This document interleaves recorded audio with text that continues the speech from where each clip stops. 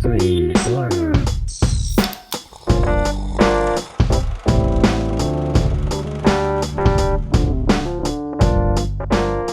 Hello and welcome to Screen Slurps, the movie review podcast where we discuss the good, the bad, and the savage in the world of cinema. I'm Adam Meisner. And I'm Laura Herlocker. And me, I'm now a horse. Pony up, baby. I never know how you're going to start these episodes. I'm always surprised to see what's the first thing that comes to your mind. You can never tell if I'm the actual horse or the cowboy. Yeah. Or if you need to save a horse, ride a cowboy. I was thinking you were going to do like obliged. Obliged. Or call me Lily Livered. If that's what you want, I'll start. Yeah, Lily Livered. Oh, Lily Livered? I said Libbered. I think it's liver. That would make more. Is Libbered even a word? Libbered? With Libbered and Justice for All? Now we're just making shit up. Isn't that the American way? Yeah, pretty much, honestly. That's something we don't need to get into. So, this week, on that note, we'll be talking about the movie Damsel from 2018. That's right, Damsel. If you've never heard of it, neither have we, to be completely honest. No one has. That's why we're talking about it, because you know what? Who the hell's heard of this movie before? No one. That's right. Absolutely I'm nobody. sure some people have, but it was not talked about. Hey, we're not talking about Roger Ebert because it's probably the only people who've heard of this movie, to be completely honest. And anyone that was at the 2018 Sundance Film Festival. Probably. Did this film even take awards for that? We're supposed to be the ones who know that. I don't think so. We can look that up again, but I'm not sure. But anyways, we're talking about the film Damsel from 2018. And it's an interesting one. Let me tell you that much.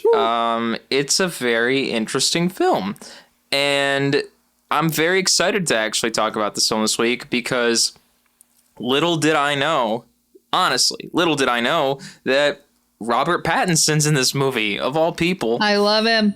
And it's just really interesting to see in this film, in this indie Western comedy film, that we get to see Robert Pattinson take on this crazy role. I do think, though, this is something I think our Pats has done really well. He hated Twilight, right? I mean, that's what got him his break. That's the big thing that made him, a movie star. And he hated Twilight. Like, I should just have you listen to the commentary for Twilight, the first one. Robert Pattinson talks such shit the whole commentary. It is so funny. But I think what he's done really well is changed his image since then. And he's been in these really great indie films where he gets to play a lot of different characters and really branch out. I mean, he's been in quite a few A24 films, right? I mean, there was Cosmopolis and there was Good Time. He's been able to play these weird, quirky characters that suits him so well. Mm-hmm. And this is just another movie that fits into that whole realm. Mm-hmm. To get ahead of myself. I know we're not talking about the movie yet, but I'm just praising Robert Pattinson. That can be an episode of its own someday. But before we get into Damsel, we are going to get into something we call our side slurps. That's right. Our side slurps are things that we've been doing other than watching the film of the week. Things like watching other TV shows, maybe watching other movies. Maybe we learned how to play a musical instrument. Laura, you still need to learn how to play the bass guitar. I knew you were going to call me out on the bass with that comment. Come on, you keep saying you want to learn. When's it going to happen? She'll make it a side slurp someday. But until then, Laura, what have you been doing? Yeah, I don't have a whole lot of side slurps this week. And I think it's because I got a new computer finally this last weekend. Went and got a Mac Mini. And I've been playing around with that. And literally my whole life the past week, I feel has just been me getting my shit together. Adam, same with you, right? We downloaded Notion, which is this app. I have all of these now spreadsheets and Excel files and trackers, and I'm really getting my shit together, essentially is what it's come down to, which makes me feel really good. I feel very prepared right now and very organized, which I like a lot. So I haven't done a whole lot of side stuff because I've been distracted playing with my new computer and all my fun things. I did, though. I have been reading a book this last week, as always. I read one, which I will not talk about because it's embarrassing. But the one I can talk about is The Cultural Map by Erin Mayer. It's this really great book. It was recommended by someone at my work. And so I work for a company that's very global. I constantly throughout my day am talking with people from all over the world. And so this book is really insightful because it talks about essentially how work culture is different for various countries and like regions of the world. So it really breaks down into different segments, even like how people communicate, how they like to be led, how they like to be given criticism. It breaks it down by country as in like, you know, the US feels this way about certain things, whereas, you know, a lot of the people I work with are based in India. So like in India, things are done a different way within like the work culture. And it's such an interesting book to read. And it's been really helpful because I've started to now get into more of like a managing role within my position. So I can just see how helpful this is going to be with me in the next few years as I'm managing teams based in, you know, the US, the UK, and in Asia. So really great read. Highly recommend for anyone that's working like in a multicultural environment. Then the only other thing I have to talk about is I'm sure, Adam, one that you also have on your list, so we can do this together. Adam and I have been binging the newest Netflix trash reality dating show called The Ultimatum. We do have, so the finale and the reunion episode were just released today, so we haven't watched those yet. So we don't, no spoilers on how it ends. But let me just say, like, you and I love Love is Blind. We watched that as well. I think there was another one, Too Hot to Handle. Like, we watch all of those trashy Netflix reality shows. And I thought I was really going to hate this one. And I do hate it, but I love it. You know what I mean? Yeah, I agree. I thought that this was going to be much worse than Love is Blind was. In the original trailer that they showcased near the end of Love is Blind, when they first showed the trailer, it looked like there was no way this would be superior to Love is Blind. Mm-hmm. When they showed what this was going to be like, I was thinking, how in any way possible would this be any better than Love is Blind? But it's so addicting. I personally think after watching this initial season of The Ultimatum, I think that this surpasses Love is Blind. Really? I believe so, only because I have the drama is way more in this show. Yeah, I agree, but I also have a real fascination with, you know, the way that humans think, the human psychology and sociology of the way people work and interact with one another. Mm-hmm. And Laura and I talked a little bit about the way that this show is kind of playing out, and a lot of people are really irritated because most of the contestants, so to speak, in this show are all very young people. They're, you know, 23 or 24, maybe 25. And my argument for that is maybe they wanted to have a lot of young people because a lot of young people aren't used to adulting. Again, if we want to phrase it like that, they haven't really had a adult life of, you know, having a house, having children, being married. That's the whole premise of the show, is that a lot of the people have given an ultimatum of, you're either going to marry me and have children, or you're not going to be a part of my life. Just be married. Well, no, some of them are like, we're going to have kids. Yeah, but not all of them are like about the kids. Yeah, not every one of them, but some of them are. My ultimatum is that we're going to have kids, or like, I want to have children and you don't want to have children. And like, if you can't agree to have kids with me, then I'm out. Then I'm out. That was initially one of the ultimatums. Yeah. I think it just boggles my mind that the contestants are like in their 20s and they're already like, you need to marry me. I mean, God, you and I are 30 and we're just, you know, I mean, obviously we're engaged, so we're about to be married, but we've got a good few years on these. Yeah. And it's like, you need to experience things in life. It's my personal opinion that honestly 30 is like the youngest you should be to get married. But I think the real fascination, too, is hearing what the argument is for some of these families and some of these couples, because again, like you're saying, these people in this show are 23, 24, maybe 25, and their relationship has been maybe a year and a half, or some of them have been together for maybe 2.5 years. And their argument, why they had an ultimatum, was we've been together for 2.5 years. We're either getting married or we're splitting up. Yeah. And it's like, that's your argument, is because you've been together for what I'm just thinking now, that time period. Right.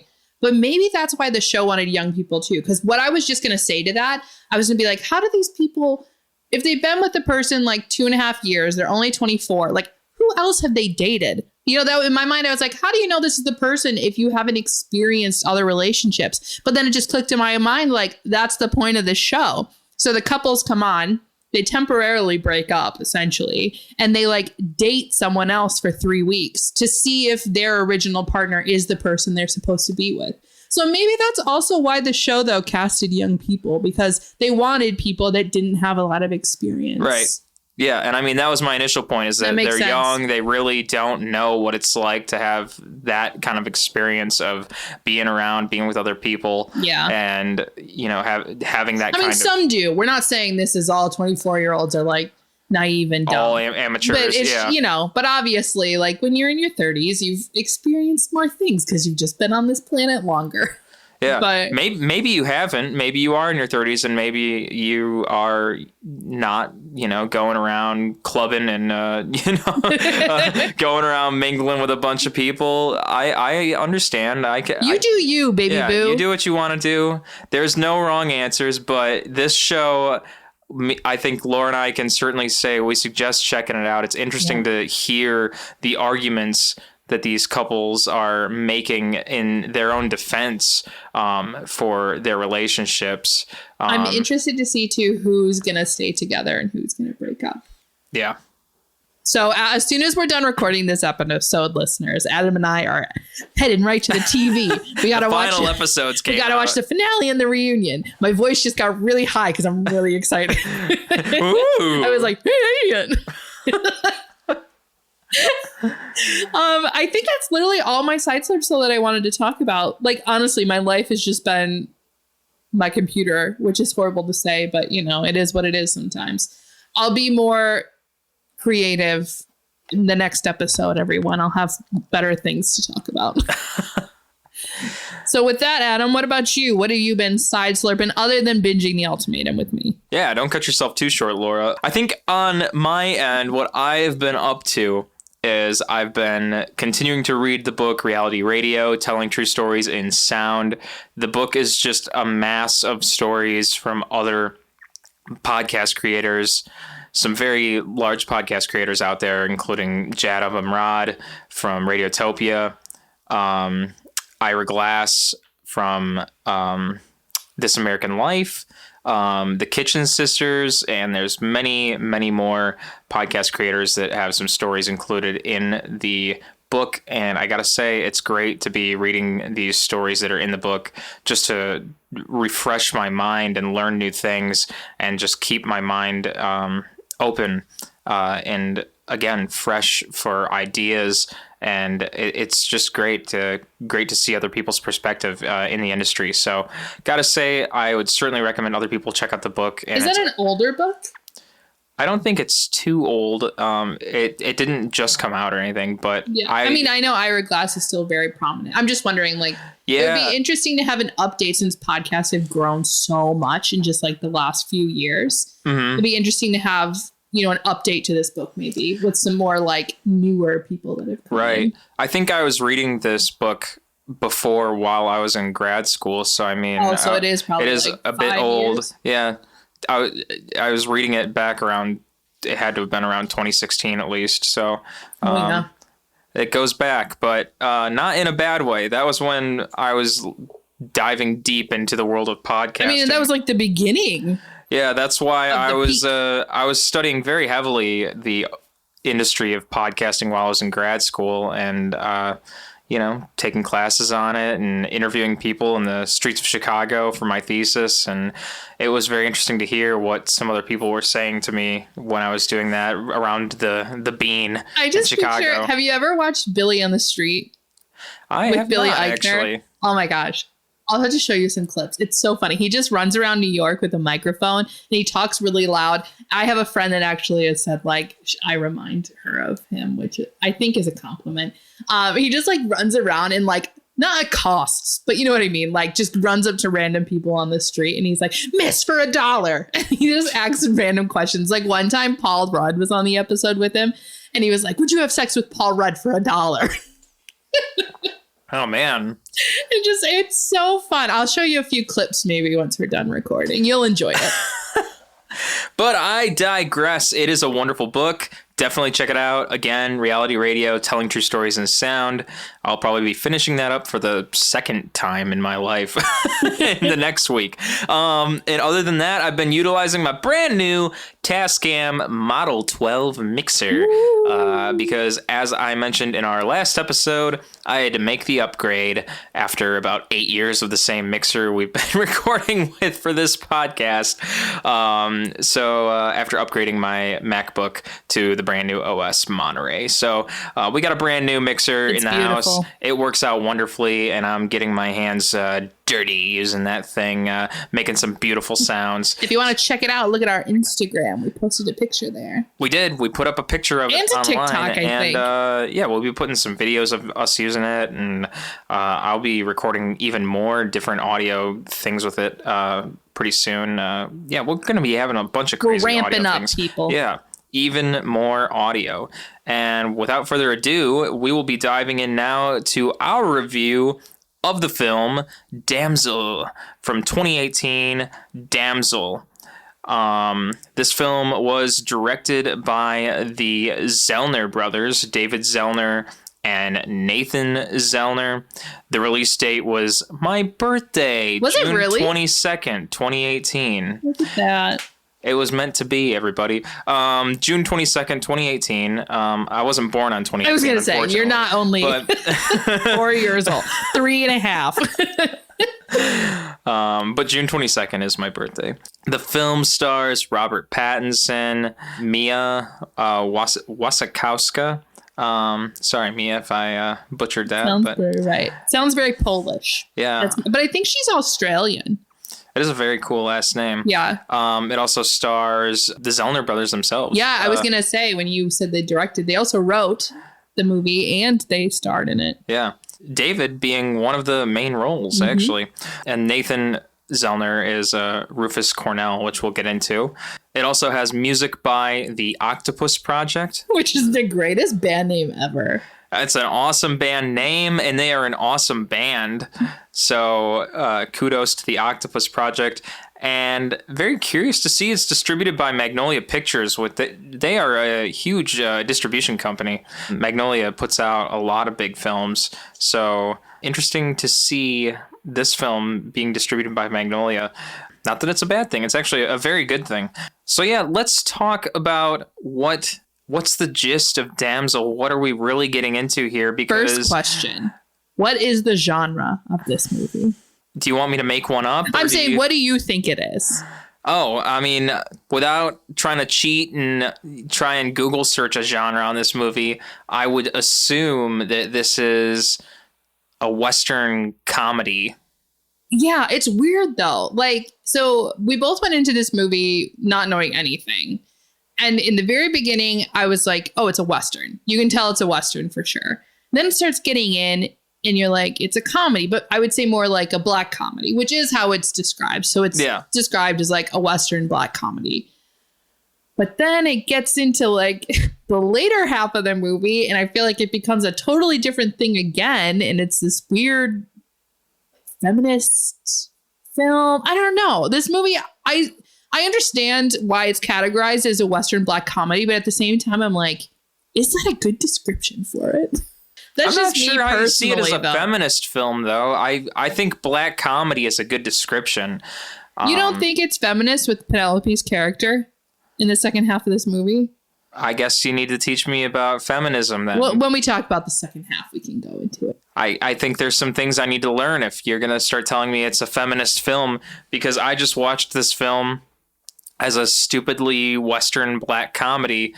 Everything that went into scene after scene after scene with this film just read to me as these are just some really stupidly dark jokes. And it is very after another. Spoofy of the Western genre. Like, it has all the classic tropes that you expect from a Western film, right? Like the wide open landscapes of, the Wild West, and the stagecoach, and shootouts and hangings, and like the saloon where he like walks into the saloon and it's quiet and they're all staring at him.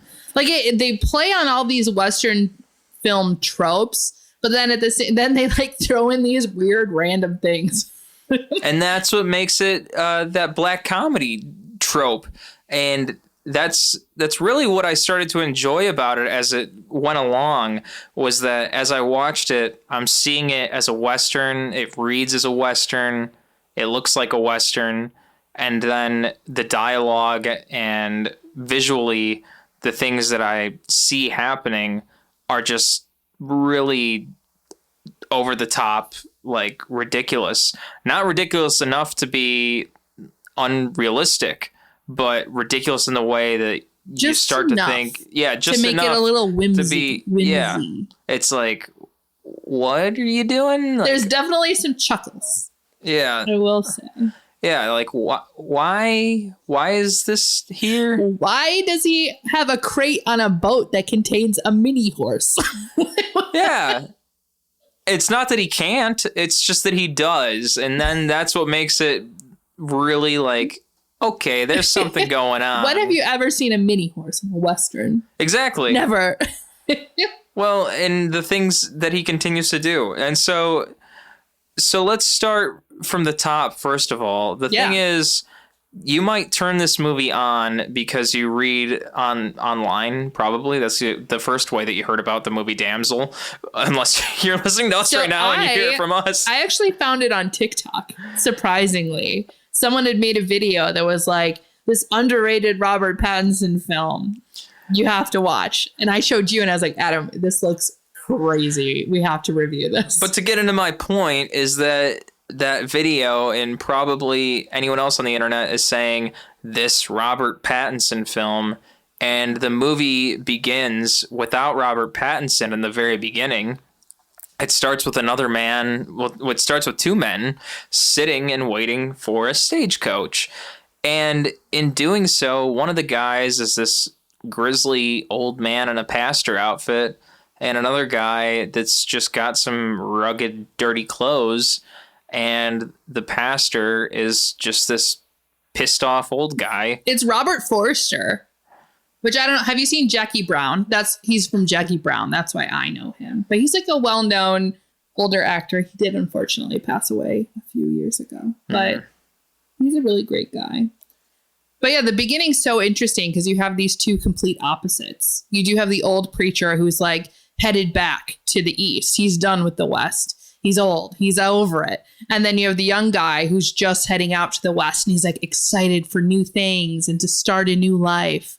So it's interesting. You have these two very different people at very different points in their life in this beginning scene. And I think it really teaches you something about what to expect for the entire rest of the movie, which you're probably not even thinking that's the case when you watch that introduction, because like you just said, Laura, the preacher, the pastor, the preacher, he is saying that, he's heading one direction. He's done. He's going to the East because he is done with the West. He has had enough. He was trying to teach Native Americans of all different tribes all about, religion, and it was just not working out for him. So he is done with it. And his one line is like, we got a lot of Christians. We don't need no more. Which I thought was a great line. And it's things like that, again, playing into the black comedy trope of this whole entire film. And the other guy, he gets asked by the preacher, why are you trying to get on this stagecoach going to the West? or, going out to somewhere else. But the young guy was waiting for the other stagecoach that was going west. And as he's asked by the preacher why he's waiting for the stagecoach, the young guy responds that he's trying to start a new life because his wife or his lover, however you want to phrase it, passed away during childbirth.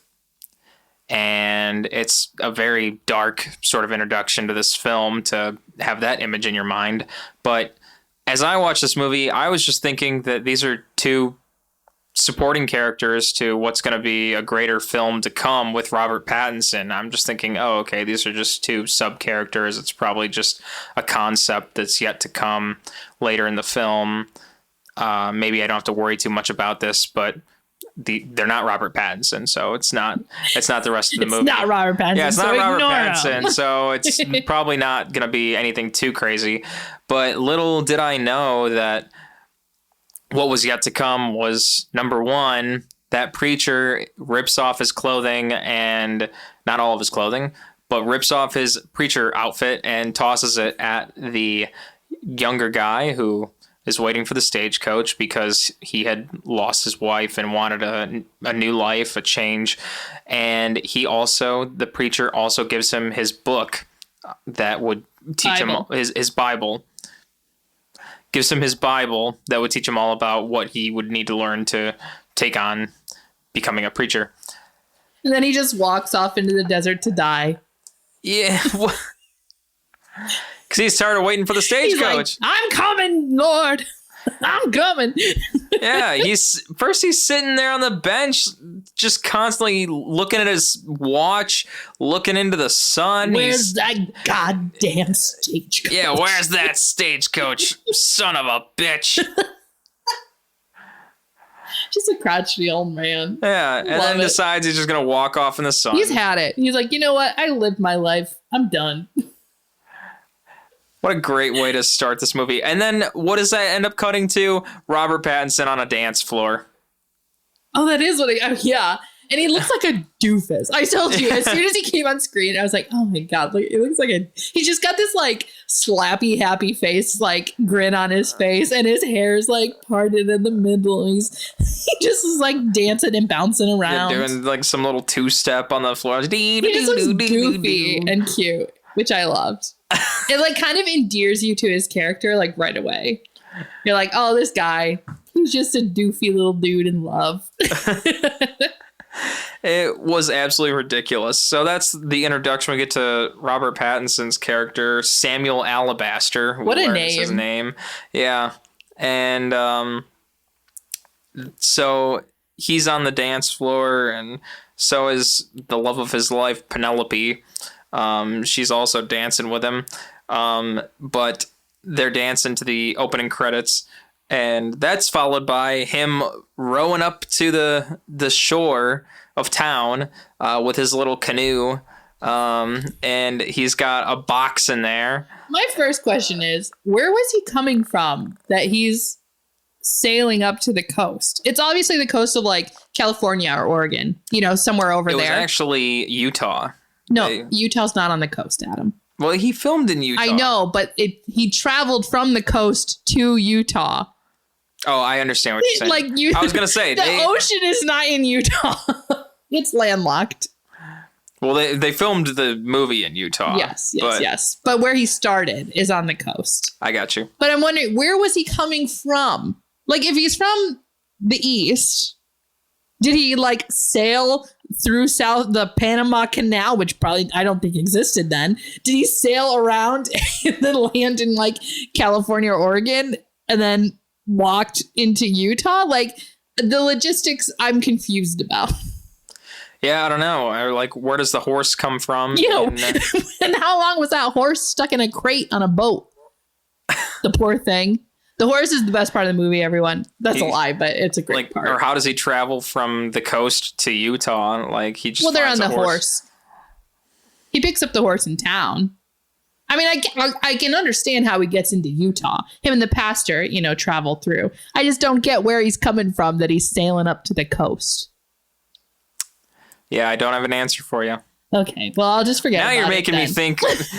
I have to go back and, think that they don't just magically come up to Utah now. Like, how long do they have to travel to get to the coast? Well, there's definitely, it doesn't show how long the traveling was, I think. I mean, but to get to the traveling listeners, Samuel ends up on the coast somehow with a mini horse. The coast of something. Yeah, with a mini horse. And then he walks into this, like, quintessential, picturesque little Wild West town. You've got, like, a man wearing a barrel just laughing hysterically. You got a bunch of drunks in a bar. A kitten in a tobacco piss pot. The kitten just sitting in the spit pot. Oh, gosh. And so our Pats, and he's, like, dressed all nice. You can tell, like, straight off, he's obviously well-to-do. Like, he's wealthy. And the people in this town are, like, not, And I think one of the other really great way, like, Robert Pattinson just played this character so well. How he, like, he's got his mini horse and he, like, ties it up with where you would put up the big horses. He, like, walks into the saloon. Like, when he's, even in the beginning, when he's, like, struggling to get his guitar off of him and he's, like, acting all funky. And then he orders, like, a whiskey or whatever the alcohol is and, like, takes this little dainty sip and, like, starts coughing. And the patron next to him is like, "You a pussy?" He's like, "My stomach sometimes is." Yeah. So your stomach's a pussy. Are you a pussy? Like, it just, right in that scene, you're like, okay, this is a comedy. Like, you're like, all right, I get what's kind of happening. Like, this is not a straight Western. This is, they're making some jokes. I thought it was great. I liked it a lot. Yeah, I thought it was hysterical when they were asking if he was a pussy. That was pretty funny, especially following that comment right after they showed the cat in the bar too. It's like there's got to be some kind of connections here. First they show the little kitten, and then they ask him that. It makes too much sense metaphorically. So they're asking him that, and he starts to talk to them about how he needs to find Parson Henry, and they're telling him that he's outside and how he's a bit of a drunk, and our Samuel Alabaster goes out and he finds Parson Henry. He's like, "Get your shit together, man." Yeah, not that way, but Yeah, he starts to whack him on the beach with his hand and starts dipping him in the ocean. Yeah. And again, if we're in Utah, then... this part, they're not in Utah, Adam. I was going to say, they can't be in... They're not in Utah at this point. Don't scold me so much, okay? Just saying. They travel to Utah. In this part, I'm guessing California. Yeah, it's got to be something like that, California or... higher up or whatever, Oregon or what have you. We learn, though, that Samuel has hired Henry to come with him and officiate his wedding to Penelope. So at this point, we know, like, Samuel, our Pat's character, has told us Penelope is the love of his life. Like, he's going to her so they can get married. He's brought this mini horse named Butterscotch as a wedding present for her. And it just seems like it's going to be a cute little... they're going to travel across the West into Utah so that they can get married and live their happy life. But little do we know that Penelope is not right there. It's not all it seems to be. She's not right there to be married with Samuel Alabaster. She's off somewhere else, and Samuel explains to Parson Henry that they need to go traveling together to get to Penelope. To which Parson Henry explains he did not agree for traveling. That was not something he signed up for. He just signed up to have them married. And they get into this great discussion of how, if he decides to travel with Samuel Alabaster, then Samuel will pay him significantly more for traveling with him and getting them married. And then even more comedy ensues for this because they start to travel through the woods and they, set up a campsite.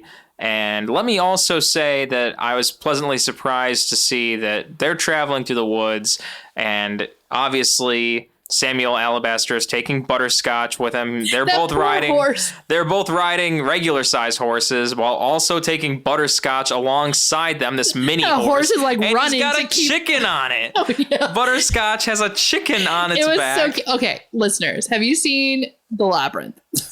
Probably not.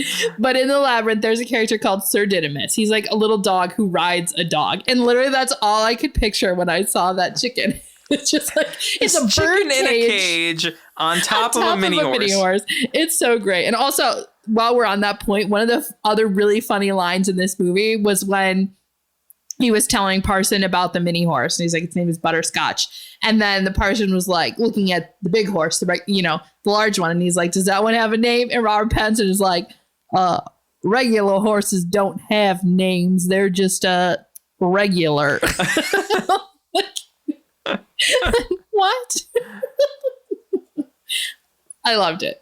This movie had a lot of really good one-liners that I really enjoyed. I also loved the scene where they're just talking to each other at the campfire at night about Robert Pattinson, his love for Penelope, or Samuel Alabaster, I'll say, his love for Penelope. And he explains that he's going to sing a song to Penelope when they get married. And the song is called Honey Bun. Or Honey Buns. Yeah. And it's just Honey Buns repeated just over Honey and Buns over repeated again. over and over again. It's like, my Honey Buns. Honey Buns. Honey Buns. Honey Buns. I think that really solidifies, too, your understanding of his character to a point where you're like, he's a little weird. But also that happens right after we learn that this isn't just a cute little travel story. Samuel actually tells Henry that Penelope's been kidnapped. So this is really a rescue, right? Doesn't that happen before it though? Yeah, no, that happens before he sings the Honey Bun song. Mm-hmm. Because remember, he's jerking off to a picture of Penelope at the lake, and he looks over and there's a man there, and they suddenly start shooting at each other and chasing each other, and you're like, what's happening? Why are they just randomly shooting at each other? And Samuel runs this man off of a cliff. And we think he's dead. You look down and there's blood. He he's cracked just cracking his head open on some rocks. So Samuel goes back to Henry, and Henry's like, what's happening? What was this shooting? Who is that person?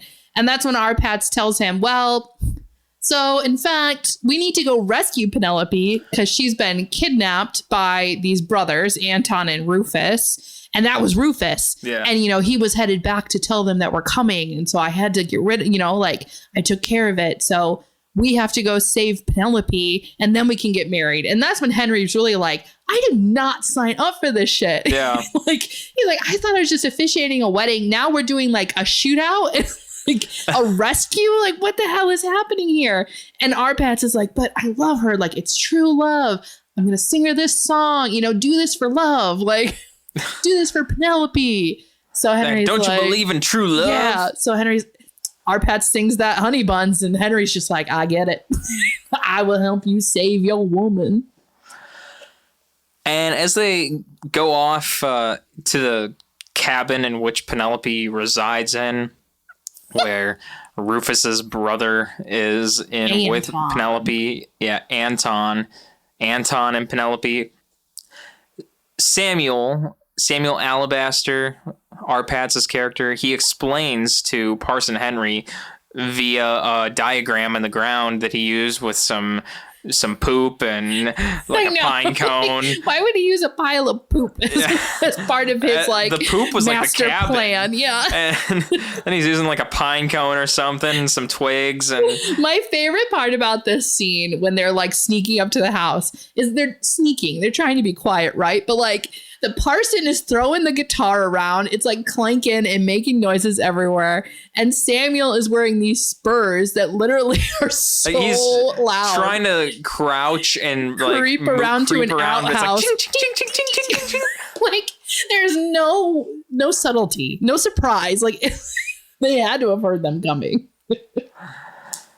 And then Anton comes out probably because he heard something. Well, and he comes out peeing. Yeah, he comes out to pee on a log.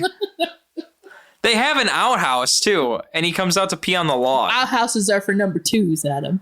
Oh, I should have thought about that. Yep.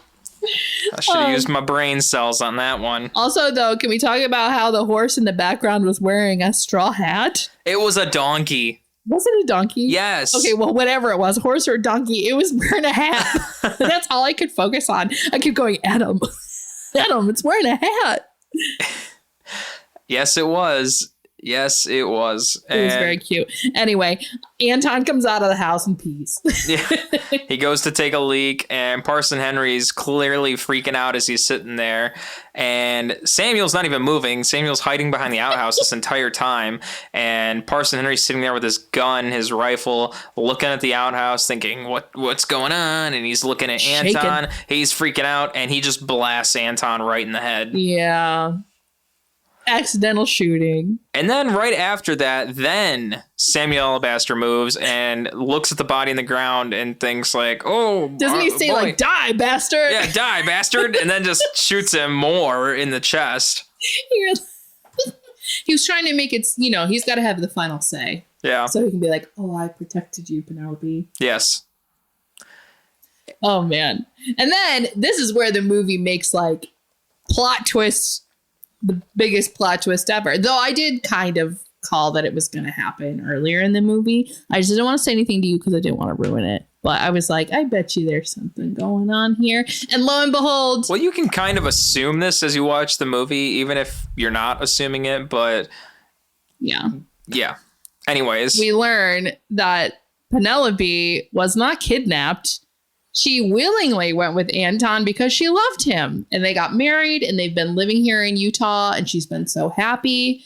And suddenly Samuel shows up, who like she's never cared about ever. She's like, we never had a relationship, right? He just shows up thinking they're each other's like soulmates, and kills her husband. Yeah. Like, what the hell? But the thing is, he wasn't technically the one that killed her husband either, though. No, but I don't think she knows it was Henry that did it. Because I don't think she would have let Henry live. No.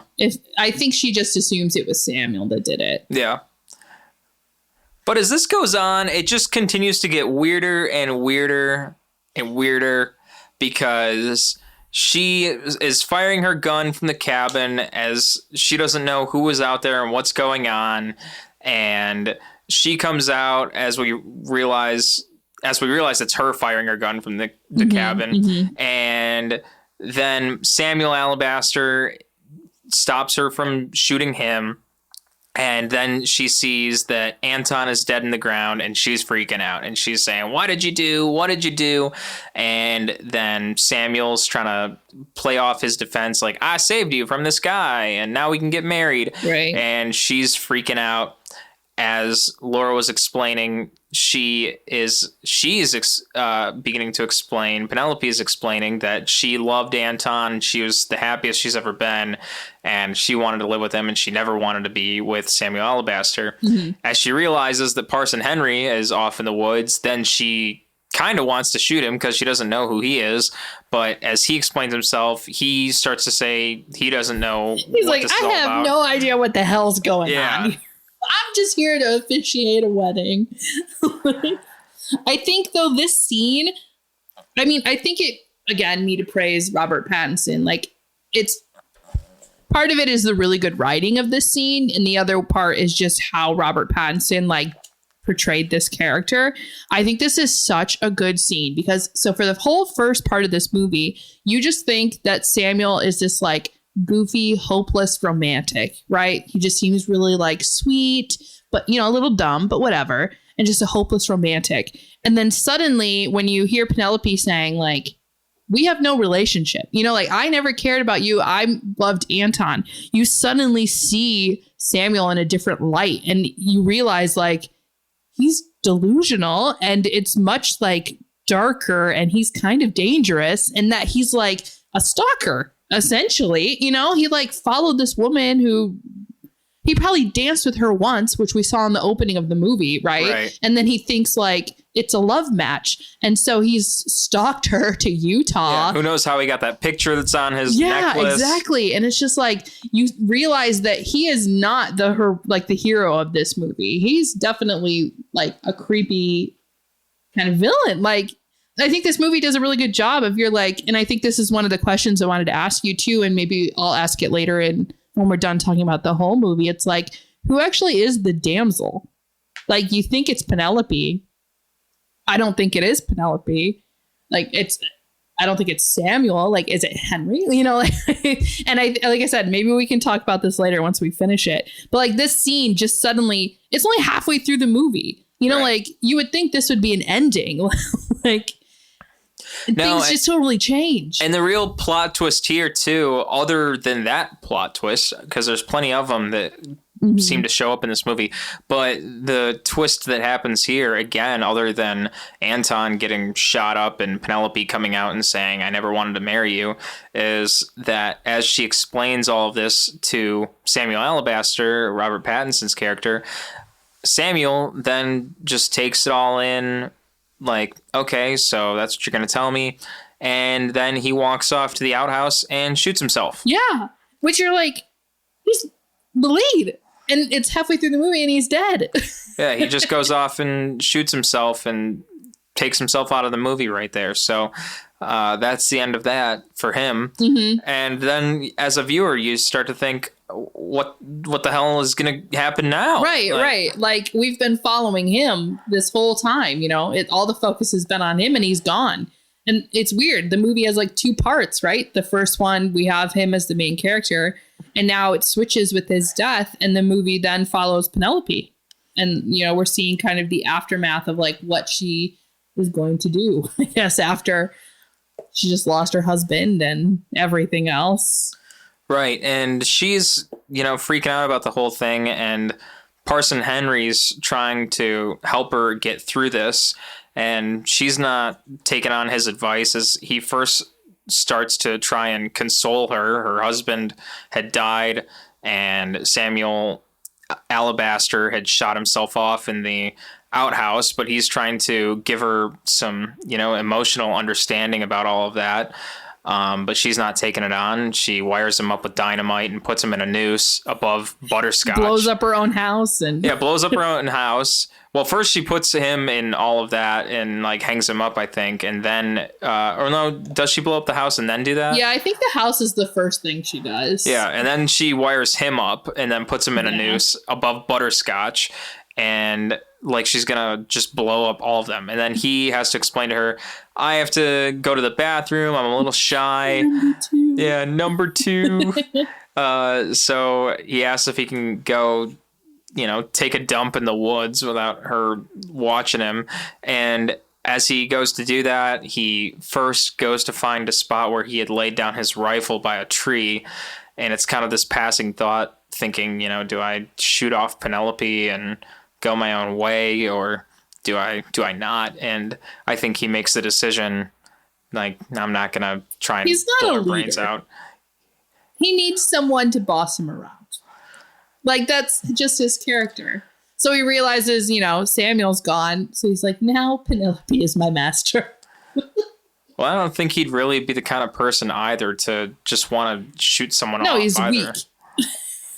weak. He's a sad little man. Yeah. And you can definitely tell. I mean, she just lost her husband. So obviously this is her like rampage stage.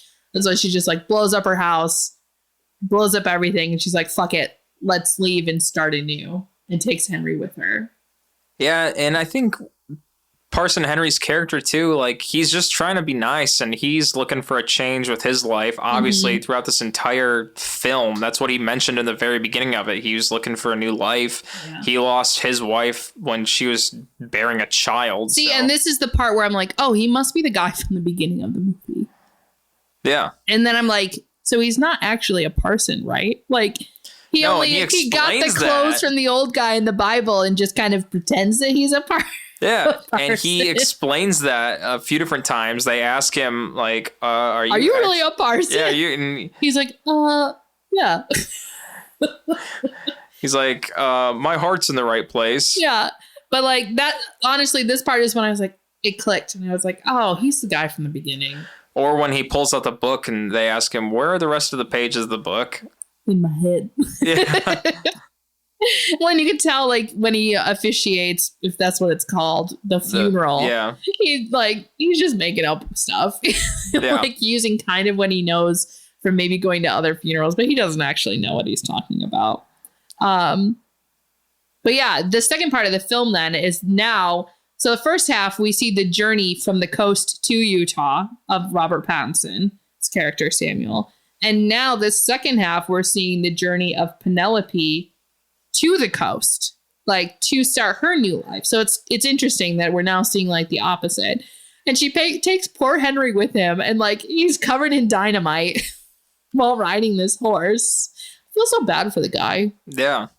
And then she tells him to just stay behind as she goes off to a tree that has her initials with Anton's. Yeah. And Parson had taken off the dynamite to go talk to her again. He's trying to make her feel better, and that doesn't quite work out. She's like, go put your dynamite back on. Yeah. And it was so cute when he got back to the horse. He's like, I don't want to put on the dynamite. But he does. Yeah. He does. But then that's when, surprise, surprise, Rufus shows back up. Yeah, and Rufus isn't dead. He must have a thick-ass skull. Yeah. Somehow he survived, but then he starts to explain that since he was related to Anton, that it's mandatory that Penelope gets married to him now. It's the prairie way. It's the prairie way. Penelope's like, happen. Screw that, I'm not marrying you. I'm now a free woman. She almost got out of it just fine and dandy, and they weren't going to get married. She almost talked him out of it, and he was almost going to be an uncle to her new child that was going to happen because she said that she was pregnant via Anton, and everything, like I said, everything was going to be fine. And then Rufus gets shot from behind with an arrow. Plot twist again. People dying. And where did that even come from? Rufus thought that it was her fault. He was blaming Penelope. But like, she was standing in front of him. She's like, how the hell would I have shot you in the back? Exactly. Penelope's like, it was not me. I didn't do this. It was Zechariah Running Bear. Again, more of the comedy trope playing into this movie. It's just people getting killed not randomly, but just like, where did this come from? Yeah. Why is this happening? What is going on? Those kind of questions, when they arise in a movie, that's exactly when you know, like, this is some sketch comedy, like, weirdness that's happening right now.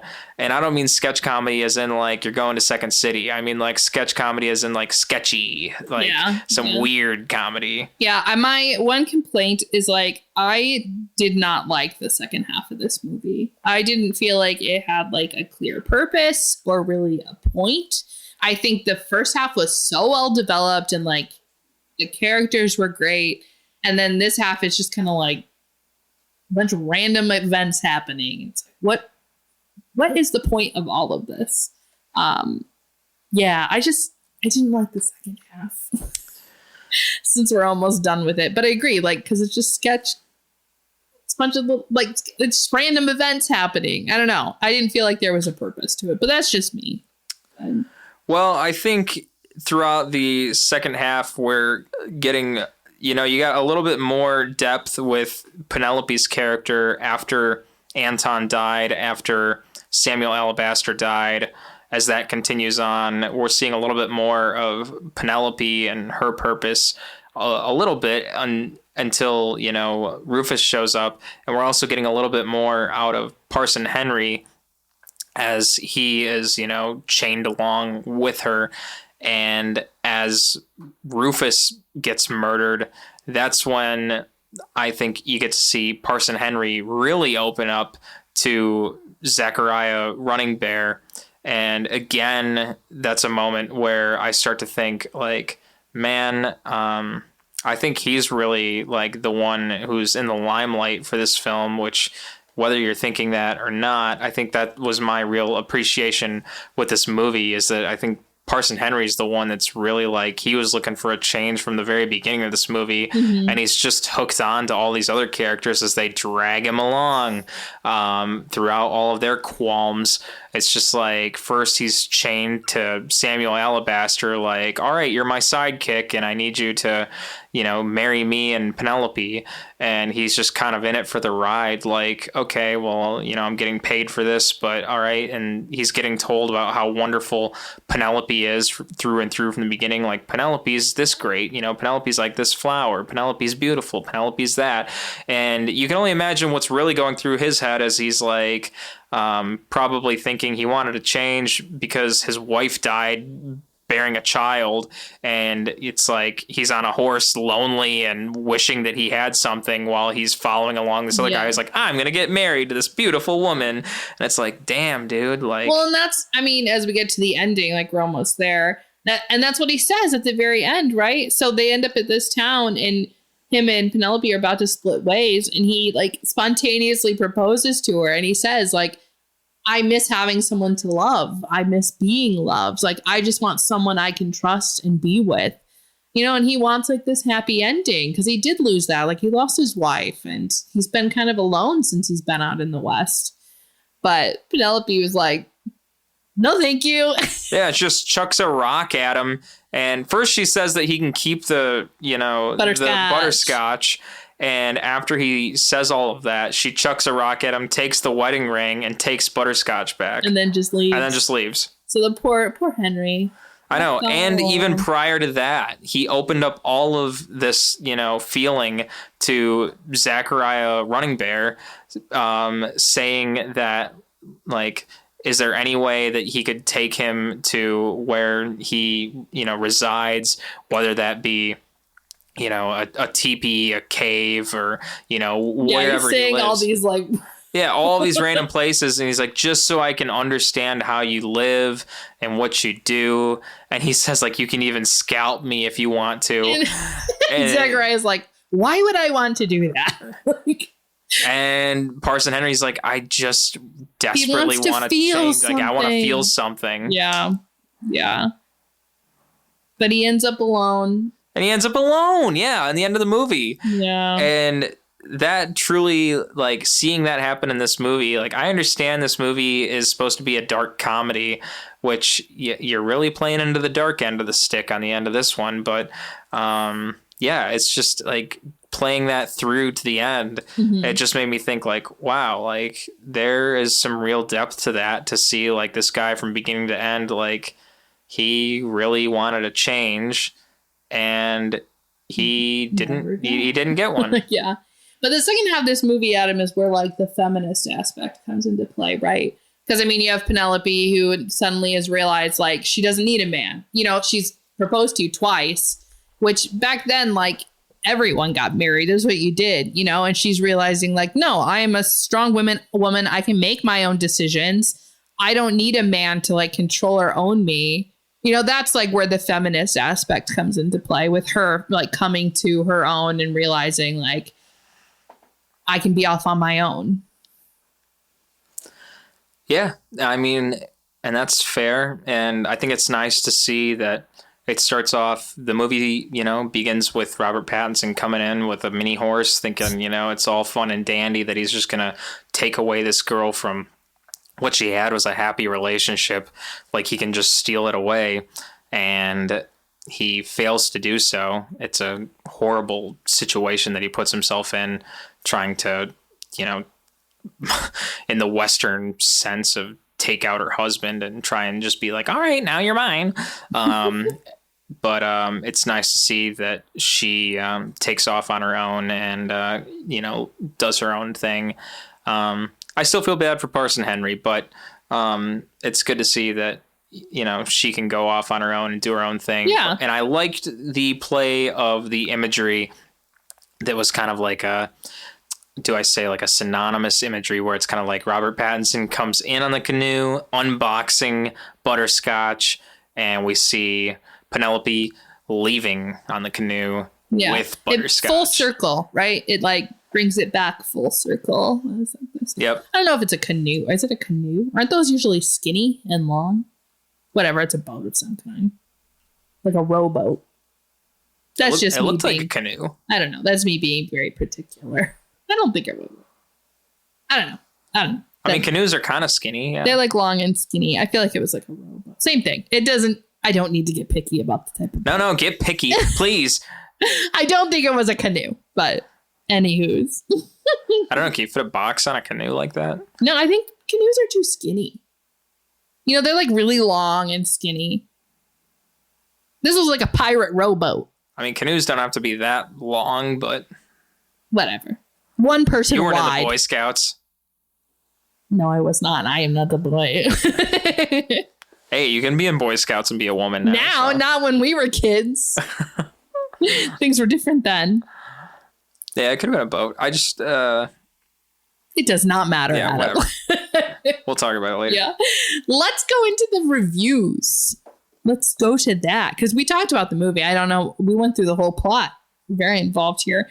I will say, just to I know we love Rotten Tomatoes, but just to start off by going to Roger Ebert, I'm honestly surprised that they gave this movie 3 stars. I think it's just something different that isn't completely upsetting, honestly. Yeah, but I don't know. 3 stars out of 4? I don't think this movie is a complete failure. No, but I don't know. That seems a high score for me. But so the quote I took from that review is them saying this is where also I understood it is kind of a feminist movie. It's the woman was saying this is a sly feminist manifesto disguised as a shaggy, amiable hangout movie. That's an interesting way to depict it. But I can see the beginning is definitely a shaggy hangout movie. You know, just the two guys going across. I never think of the word shaggy anymore without thinking of Scooby-Doo. But yeah. But I don't know. I'm just surprised that they gave it 3 stars. That's fair. I mean, I think that's completely fair. But again, I think 2.5 would be a generous rating. But I'm not part of Roger Ebert. So. Well, I don't completely agree with you arguing that, but why? How many stars do you think it should be? You agree with the 3? I think 3 is fair. Yeah. I think you really got to start to suck at your job to start to go under 3 stars. I mean, that's a very crude thing to say, but that's out of 4, Adam. That's well, I mean, talk about some of the other technical qualities of this film. I mean, oh no, it's beautifully filmed. Yeah, I mean, in terms of cinematography, this film looks absolutely fantastic. I think visually for what it is, if you want to see something that looks like a Western film, you can go out and watch many other Western films. But for this being a Western, dark comedy kind of film, there's nothing about this movie visually that reads to me like I'm watching a fake movie. Everything looked real to me, except, arguably when he got shot in the back by an arrow and his face started turning black. Rufus, the character Rufus. Yeah. That kind of, to me, I was like, does his face really need to turn black right now? My complaints are not with the cinematography. I just think that the plot was very weak for the second half of the movie. And that brought the whole thing down for me. Sure. But to me, I thought that the movie was fun visually. I thought with the music, it really worked out very nicely because I think the music by the Octopus Project worked out very nicely because it wasn't all just simple acoustic, folky, country-esque bluegrass music. It was experimental. It was, a combination of that acoustic, folky, bluegrassy music and also a little bit of electronic, experimental elements added into that. So it had a very nice sort of element to it by doing that. And I think altogether, it's just, this is something different than what I would typically get out of watching most contemporary cinema, where I can read between the lines and know what to expect every step of the way and just be able to, already predict scene after scene. Okay, the protagonist is probably going to do this. All right. Well, and what you're saying pretty much aligns with what the reviews are from Rotten Tomato. So Rotten Tomatoes has a 68% critic score and 54% audience. And the quote I pulled is essentially what you're explaining right now. It says, quote, "The beautifully filmed Damsel injects the Western genre with a welcome dose of humor and some unexpected twists. although its stately pace may frustrate impatient viewers. Yeah, I mean, I think that's something that we've said on a lot of our reviews, is that a lot of people don't enjoy movies that move too slow for them. Yeah. That's not even my problem with this movie, though. The pace wasn't it. It was like, what the is the point of the second half of this movie? Well, jump into Parson Henry's brain and sympathize with him. It's just me. Give him a hug. I just feel like and then go right on to the first Butterscotch. half, the second half was just so weak. Well, on that note, let's get into our slurps up or slurps down. Ladies and gentlemen, dogs of all sizes. Everyone in between. And everyone in between. Hop on your horse and give us a slurps up or slurps down, or let us give you a slurps up or slurps down. If this is your first time listening, a slurps up is we recommend the movie. We think it is worth watching, and we will tell you that you need to go check it out. A slurps down, on the other hand, means that we do not think you should watch this movie. We think this movie is not worth your time, and we think this movie belongs in the trash. The garbage can. Laura, slurps up or slurps down? Yeah, you're not going to agree with me, but I actually am going to give this movie a slurps down. I just think, honestly, as I said, the second half ruined it for me. If you're a big fan of Robert Pattinson, like I am, go ahead and watch just the first half. Watch until he kills himself, and then be done with it. Like, I would have been happy if I had just seen that first half, and I would have gave it a slurps up. It's just, honestly, the second half just did not do it for me. So I'm going to have to give it a slurps down. I'm trying to be a little more critical in my reviews. So slurps down. And on that note, I am going to have to disagree with what Laura just said. I knew it. I am going to give this movie a slurps up. And I say that because I think from a technical level with this movie, I think it's enjoyable for what it is visually. I think it's enjoyable for the soundtrack. And I think it's enjoyable for the actor and actresses' performances in this movie, just because it is something very different from what you typically get in most movies that we see today. It's just a very different film. And I think, well, a little bit like what Laura was saying, if you like Robert Pattinson, it's just something different for Robert Pattinson, too. Mm-hmm. It's a very strange kind of film. And like we were talking about in our review of this film, Parson Henry, the character, he plays a very large part in this movie. To my surprise, I got to say, what seemed like he would just be a supporting character from the very beginning turned into him being much more of a very large part of this movie. I think he's the damsel.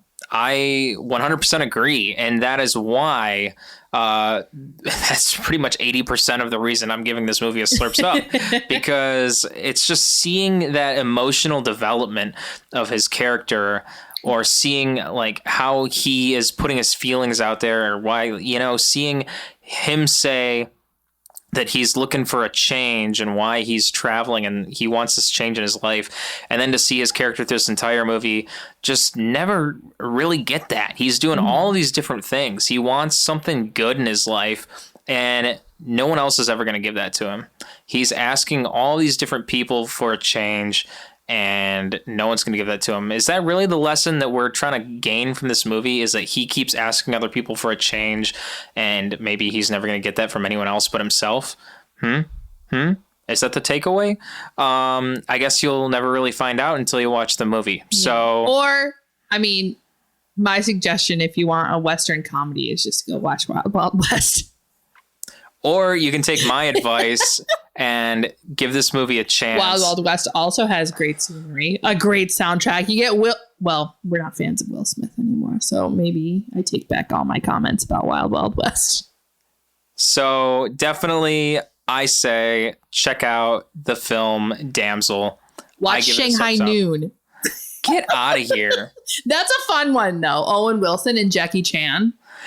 Anyways, that wraps it up for this episode of Screen Slurps. Be sure to follow us on social media at Screen Slurps on Instagram, Twitter, Facebook, and TikTok. And be sure to listen to us on Spotify, Ghana, or just about any other podcast streaming service out there. And if you enjoy what you hear, slide on over to Apple Podcasts and give us a 5-star rating. It will help us a lot. And if there's any crazy movies that you want to hear about, let us know. Leave a comment on one of our social media pages, and trust me when I say we will be sure to talk about it. So, closing out, I'm Adam Meisner. And I'm Laura Herlocker. Slurps up, and we will catch you later. Later.